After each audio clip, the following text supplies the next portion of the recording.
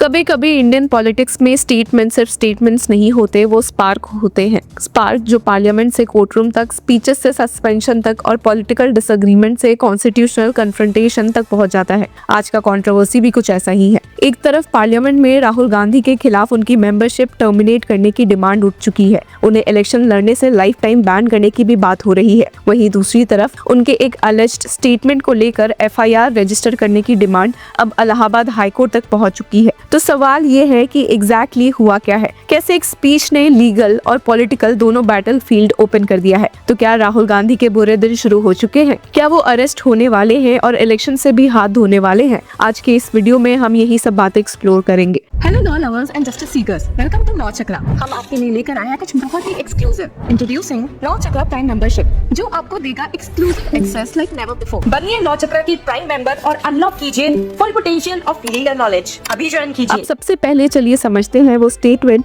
जिसने पूरा controversy ignite किया है। ये अलेज्ड रिमार्क राहुल गांधी ने 2025 में AICC ऑफिस इनॉग्रेशन के दौरान दिए थे। According to the petition, Rahul Gandhi reportedly said कि we are now fighting the BJP, the RSS and the Indian state itself। अब ये लाइन politically charged है, emotionally charged है और constitutionally भी एक debate create करती है। Opposition के supporters के लिए ये एक political resistance का expression हो सकता है, लेकिन critics के लिए ये statement Indian state के खिलाफ confrontation का signal है। इसी statement को लेकर सिमरन गुप्ता, जो हिंदू शक्ति दल से affiliated है, उन्होंने claim किया कि ये remarks ने public sentiments को hurt किया, इसलिए उन्होंने एक एप्लीकेशन फाइल की शंभल कोर्ट में demanding registration of FIR against Rahul Gandhi. लेकिन शंभल कोर्ट ने इस एप्लीकेशन को रिजेक्ट कर दिया। कोर्ट ने FIR रजिस्टर करने की परमिशन नहीं दी। इसके बाद पिटिशनर ने रिवीजन प्ली फाइल की, मतलब उन्होंने कहा कि कोर्ट का डिसीजन रिकंसिडर किया जाए, लेकिन वो रिवीजन प्ली भी डिसमिस हो गई। नॉर्मली यहाँ तक आने के बाद केसेस क्लोज हो जाते हैं, लेकिन ये केस क्लोज नहीं हुआ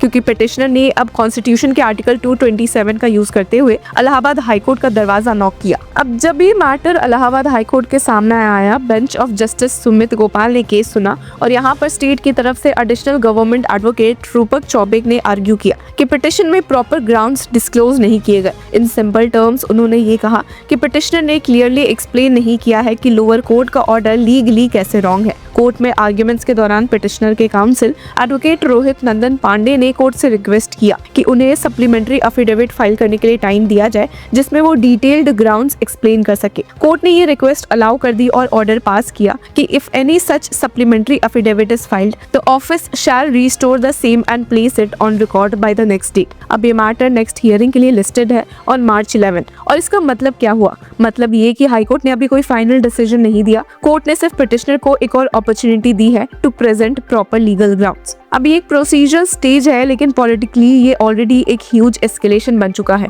क्योंकि जब किसी लीडर ऑफ अपोजिशन के खिलाफ FIR डिमांड हाई कोर्ट तक पहुंच जाए तो वो सिर्फ लीगल इशू नहीं रहता, वो नेशनल पॉलिटिकल नैरेटिव का पार्ट बन जाता है। अब ये तो हो गया लीगल फ्रंट, लेकिन इसी कंट्रोवर्सी का दूसरा बैटल फील्ड है parliament. BJP MP Nishikant Dubey ने राहुल गांधी के खिलाफ एक सब्सटेंटिव मोशन फाइल किया है demanding termination of his parliament membership. उन्होंने क्लियरली कहा कि there is no privilege motion, I have submitted a substantive motion wherein I have mentioned how he allegedly engages with the Soros Foundation, Ford Foundation, USAID and travels to places like Thailand, Cambodia, Vietnam and the US and how he is linked with anti-India forces। ये allegation political nature का है और इसको parliament में debate किया जाएगा। Substantive motion यहाँ क्या होता है? अब ये एक फॉर्मल प्रपोजल होता है जिसमें हाउस से रिक्वेस्ट की जाती है कि किसी स्पेसिफिक इशू पर डिसीजन लिया जाए। ये मोशन किसी पर्सन के कंडक्ट या पोजीशन के अगेंस्ट हो सकता है। ये मोशन तभी पास होता है जब हाउस मेजॉरिटी से सपोर्ट करे। अगर ऐसा मोशन पास हो जाता है तो वो सीरियस कॉन्सिक्वेंसेस क्रिएट कर सकता है, इंक्लूडिंग टर्मिनेशन फ्रॉम पोजीशन। और यहाँ BJP MP निशिकांत दुबे ने सिर्फ मेंबरशिप टर्मिनेट करने की डिमांड नहीं की है, बल्कि ये भी डिमांड की है कि राहुल गांधी को लाइफ टाइम इलेक्शन कंटेस्ट करने से बार किया जाए। ये डिमांड पॉलिटिकली एक्सप्लोसिव है, क्योंकि इलेक्शंस लड़ना एक फंडामेंटल डेमोक्रेटिक राइट है, subject to legal disqualifications. Lifetime ban का डिमांड करना एक एक्सट्रीमली स्ट्रॉन्ग पॉलिटिकल स्टैंड है। ये पूरा एस्केलेशन राहुल गांधी के रीसेंट पार्लियामेंट स्पीच के बाद और इंटेंस हो गया। लोकसभा में बजट डिबेट के दौरान राहुल गांधी ने इंडिया यूएस ट्रेड डील को क्रिटिसाइज करते हुए कहा कि ये डील एक होलसेल सरेंडर है। उन्होंने क्लेम किया कि Indian interest had been surrendered under the trade deal to protect the BJP's financial architecture. उन्होंने मार्शल आर्ट्स एनालॉजी यूज करते हुए कहा कि पहले ग्रिप सिक्योर होता है, फिर चोक होल्ड लगता है और फिर अपोनेंट गिव अप करता है। इस एनालॉजी का मतलब ये था कि इंडिया ग्रेजुअली अपनी बार्गेनिंग पावर लूज कर रहा है। अब इस पूरे कंट्रोवर्सी का एक डीपर कॉन्स्टिट्यूशनल डायमेंशन भी है। इंडियन कॉन्स्टिट्यूशन आर्टिकल 19(1)(a) के अंदर freedom of speech and expression guarantee करता है, लेकिन आर्टिकल 19 सबसेक्शन 2 के अंदर रीजनेबल रिस्ट्रिक्शंस अलाउड है in the interest of sovereignty and integrity of India, public order and security of the state. इसलिए courts को ये डिसाइड करना होता है कि कोई स्टेटमेंट पॉलिटिकल एक्सप्रेशन है या अनलॉफुल प्रोवोकेशन। राहुल गांधी का स्टेटमेंट एक पॉलिटिकल स्टेटमेंट था या अनलॉफुल प्रोवोकेशन, ये अल्टीमेटली कोर्ट को डिसाइड करना है। इलाहाबाद हाईकोर्ट का डिसीजन क्रूशियल होगा क्योंकि वो ये डिटरमाइन करेगी कि एफआईआर रजिस्टर होनी चाहिए या नहीं। अब इंटरेस्टिंग बात ये भी है कि ये कंट्रोवर्सी सिर्फ शंबल तक लिमिटेड नहीं है। लास्ट ईयर लखनऊ के कोर्ट ने भी राहुल गांधी के अगेंस्ट एक कंप्लेन केस रजिस्टर करने का डायरेक्शन दिया था। उस प्ली में स्पेसिफिकली एलिगेशन था कि राहुल गांधी का statement was seditious and anti national statement made deliberately with the intent to destabilise the country. Sedition का एलिगेशन इंडियन लॉ में एक्सट्रीमली सीरियस होता है क्योंकि सेडिशन का मतलब होता है एक्शंस और वर्ड्स दैट इंसाइट हेट्रेड और रिबेलियन अगेंस्ट द स्टेट। और इसी बीच पार्लियामेंट का बजट सेशन भी चल रहा है जो जनवरी 28 से स्टार्ट हुआ है और अप्रैल 2 तक चलेगा।